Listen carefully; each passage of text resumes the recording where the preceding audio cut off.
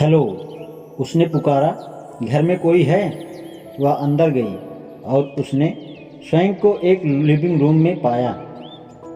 वह पीछे वाले दरवाजे को बंद करने की हिम्मत नहीं जुटा सकी। साफ था कि कोई यहाँ रह रहा था।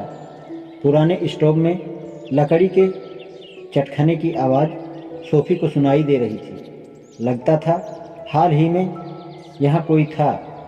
खाने की एक बड़ी मेज़ पर एक टाइपराइटर था, कुछ किताबें, दो चार पेंसिलें और कागज़ों का एक ढेर।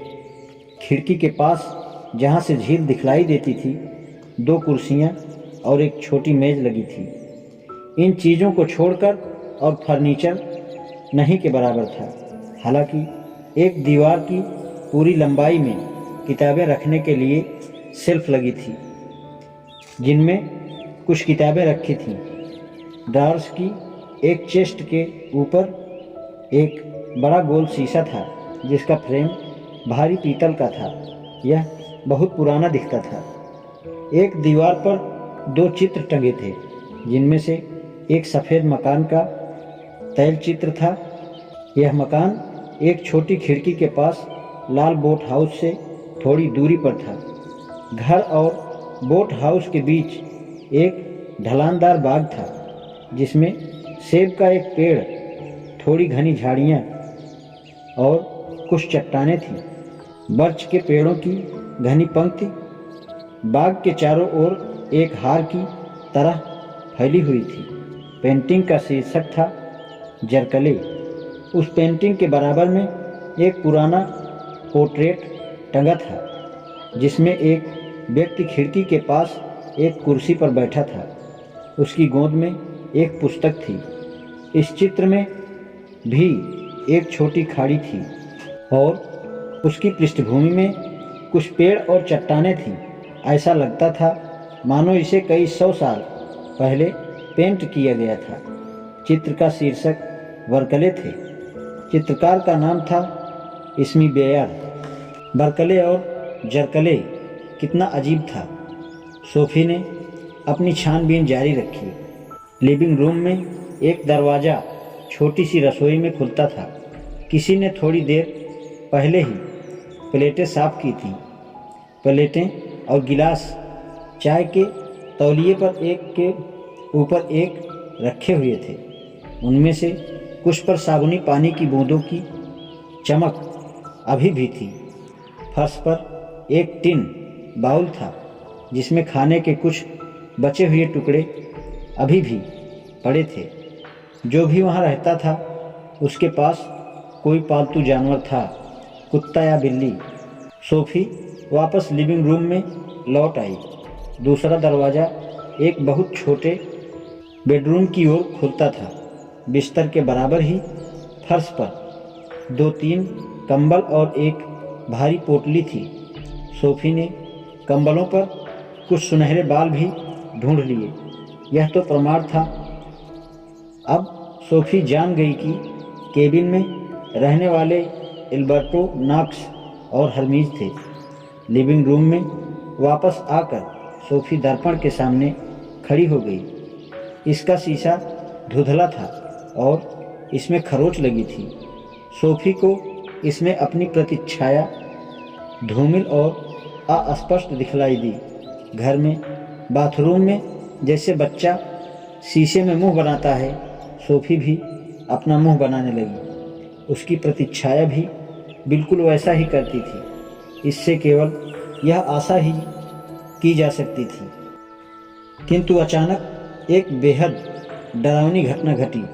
केवल एक बार, एक क्षण से भी कम समय में सोफ़ी ने बिल्कुल साफ देखा कि दर्पण वाली लड़की ने दोनों आँखों की पलकें झपकाकर आंखें मारी। सोफ़ी सहम कर पीछे हट गई। यदि स्वयं उसने आंख मारी थी, तो वह दूसरी लड़की को आंख मारते कैसे देख सकती थी? और केवल इतना ही नहीं, ऐसा लगता था मानो दूसरी लड़की ने सोफ़ी की तरफ शायद यह कहने के लिए आंख मारी हो, सोफ़ी, मैं तुम्हें देख सकती हूँ, मैं यहाँ अंदर हूँ, दूसरी तरफ। सोफ़ी ने अपने दिल को धड़कते महसूस किया और उसी समय उसने दूर एक कुत्ते के भौंकने की आवाज़ सुनी। हरमीज, उसे तुरंत यहाँ से बाहर निकल जाना है। तभी उसने शीशे के नीचे ड्रारों की मेज पर एक हरा बटुआ देखा जिसमें 100 क्राउन का नोट, 50 का नोट और एक स्कूल का पहचान पत्र था। इसमें गोरे बालों वाली लड़की का चित्र था। चित्र के नीचे लड़की का नाम लिखा था, हिल्डे मोलर नैग। सोफी कांप गई। उसने फिर कुत्ते को भौंकते हुए सुना। उसे तुरंत वहाँ से बाहर जाना था। जैसे ही वह जल्दी से मेज के पास से गुजरी, उसने किताबों और कागज़ों के ढेर के बीच एक सफ़ेद लिफाफा देखा। इस पर एक शब्द लिखा था, सोफी। इसके पहले कि वह समझ पाए कि वह क्या कर रही है, सोफी ने झपट कर लिफाफा उठा लिया और इसे अफलातून के पन्नों वाले ब्राउन लिफाफे में ठूंस दिया। फिर वह तेजी से दरवाजे से बाहर निकली और जोर से इसे बंद कर दिया। भौंकना नज़दीक आता जा रहा था, किंतु सबसे खराब बात यह थी कि नाव वहाँ से नदारद थी। 1 या 2 सेकंड बाद उसने देखा कि यह झील में आधी दूरी पर अपने आप बही जा रही है। एक पतवार इसके बराबर में पानी में तैर रही थी। यह सब इसलिए हुआ कि वह इसे खींचकर पूरी तरह ज़मीन पर नहीं ला पाई थी। अब उसने कुत्ते को बहुत नज़दीक से भौंकते सुना और झील के दूसरी ओर पेड़ों के बीच कुछ चलते देखा। सोफी अब बिल्कुल नहीं हिचकिचाई। बड़ा लिफाफा अपने हाथ में लिए वह केबिन के पीछे झाड़ियों में घुस गई। शीघ्र ही वह दलदली जगह पर चल रही थी। कई बार तो उसके पांव टखने के ऊपर तक दलदल में घुस जाते थे, किंतु उसे चलते जाना था। उसे घर पहुंचना था। तभी वह ठोकर खाती हुई एक रास्ते पर आ गई। क्या यह वही रास्ता था जो उसने पहले लिया था? अपनी ड्रेस को निचोड़ने के लिए वह रुकी और फिर उसने रोना शुरू कर दिया। वह इतनी मूर्ख कैसे हो गई?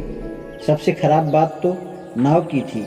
वह उस दृश्य को नहीं भूल पाई जब उसने छोटी नाव और एक पतवार को पानी में तैरते हुए झील में आप से आप असहाय बहते हुए देखा था।